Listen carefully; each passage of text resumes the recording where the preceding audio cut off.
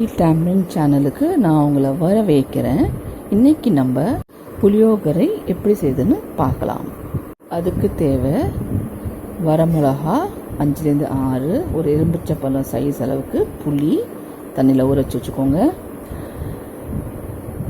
உளுத்தம் பருப்பு, கடலைப்பருப்பு, மஞ்சத்தூள், கடுகு, உப்பு, வேர்க்கடலை, முந்திரி பருப்பு, கருவேப்பிலை, நல்லெண்ணெய், பெருங்காயத்தூள் மற்றும் பச்சரிசி. ஒரு கப் பச்சரிசிக்கு நான் பண்ணி காமிக்க போகிறேன். ஸோ முதல்ல நம்ம புளி காய்ச்சல் பண்ணலாம்.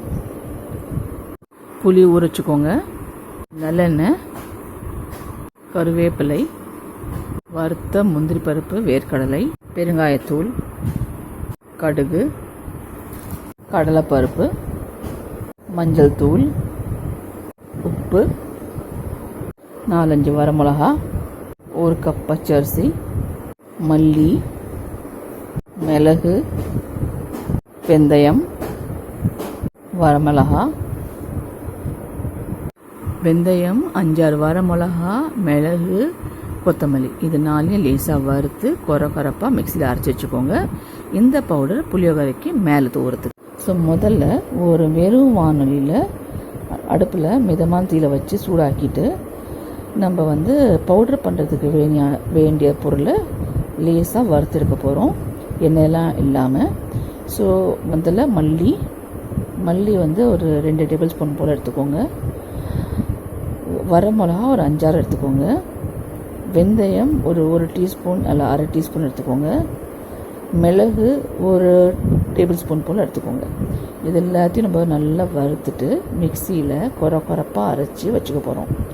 இது புளியோகரை புளி கரைசல் சாதத்தில் மிக்ஸ் பண்ணதுக்கப்புறம் பரிமாறும் போது மேலே தூவி கொடுக்குறது. இது கொஞ்சம் டெக்ஸ்டரும் கொஞ்சம் டேஸ்ட்டும் கொடுக்கும். அந்த மல்லியும் அந்த வரமிளகாவும் கொஞ்சம் உரப்பும் கொஞ்சம் ஃப்ளேவர் கொடுக்கும், பெப்பரும் தான். அதே சமயத்தில் அந்த கொரப்பு கொஞ்சம் டெக்ஸ்டர் கொடுக்கும். ஸோ அதுக்காக இதை நம்ம அரைச்சி வச்சுக்கலாம். இது நீங்கள் வெளியில் வச்சாலும் சரி, ஃப்ரிட்ஜுக்குள்ளே வச்சாலும் சரி, நிறையா நாள் வச்சுக்கலாம். ஒரு ஏர்டைட் டப்பாவில் போட்டு வச்சுக்கோங்க. நல்லா இது வறுத்து வச்சுக்கலாம். எப்போல்லாம் புளியோகரை பண்ணுறீங்களோ அதை நீங்கள் மேலே தூவிக்கலாம். ஸோ இது எக்ஸ்ட்ரா தான், இதை நீங்கள் பண்ணி வச்சுக்கோங்க. நல்லா வறுத்துட்டு அதை நம்ம பொடிச்சு வச்சுக்கலாம் கொரப்பாக.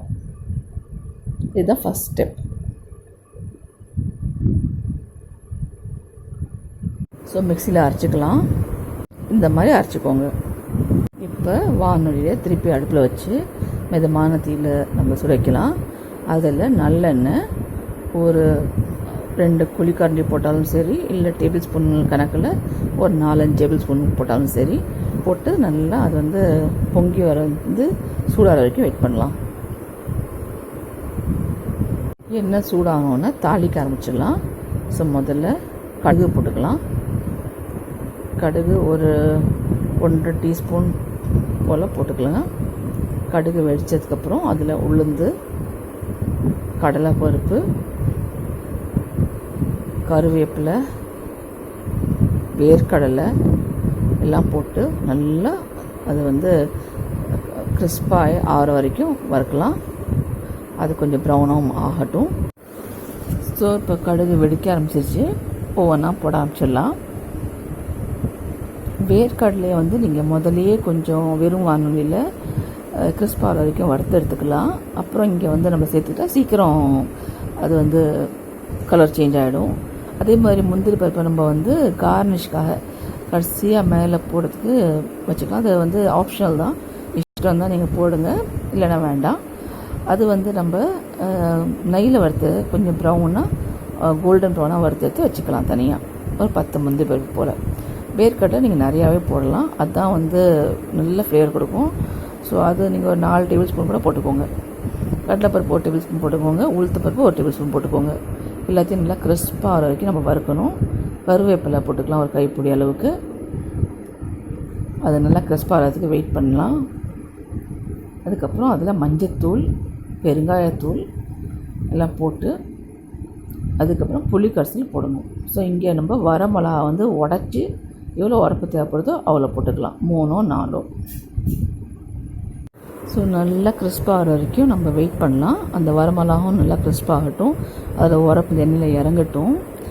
அதுக்கப்புறம் வந்து நம்ம இதில் வந்து புளிக்கரைசல் ஊற்றணும். அதுக்கு முன்னாடி பெருங்காயமும் மஞ்சத்தூளும் போடணும். பெருங்காயம் வந்து நீங்கள் பவுடராக போடுறது இருந்தால் 1/2 டீஸ்பூன் போடுங்க.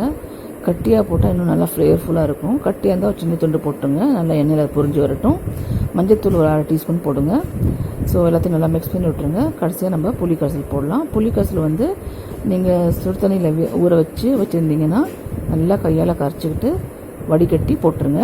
அப்படி இல்லைன்னா மிக்சியில் அடிச்சுக்கோங்க. மிக்சியில் அடிச்சிங்கன்னா நல்லா பல்ப்பாக வந்துடும். அதுக்கு தண்ணியை ஊற்றி கொஞ்சம் நல்லா மிக்ஸ் பண்ணி விட்டு வடிகட்டி இதை சேர்த்துருங்க. ஸோ அந்த அளவுக்கு தண்ணி ஊற்றிக்கலாம். அப்புறம் அது நல்லா வேக விடணும். தேவையான உப்பு போடுங்க.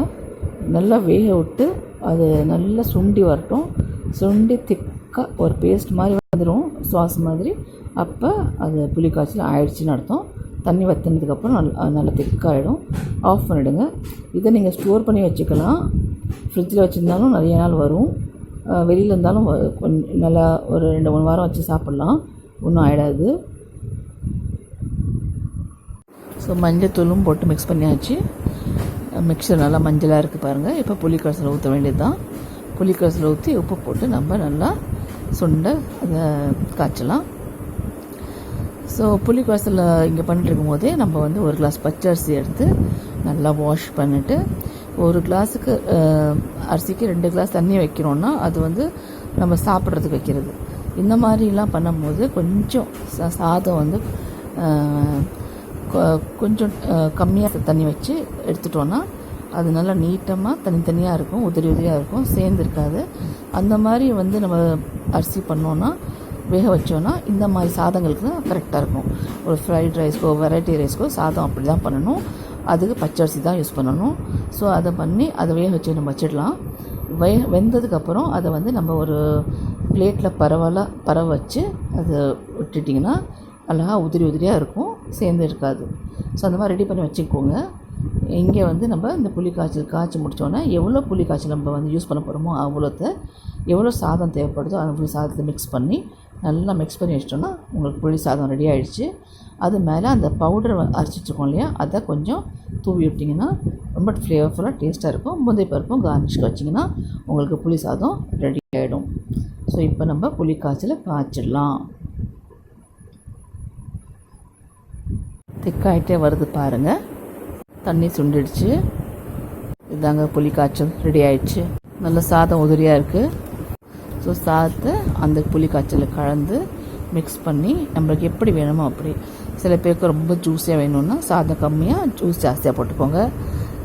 சில பேருக்கு கொஞ்சம் இருந்தால் போதும் அப்படின்ற மாதிரி இருக்கவங்களுக்கு சாதம் ஜாஸ்தியாக ஜூஸ் கம்மியாக போட்டுக்கோங்க.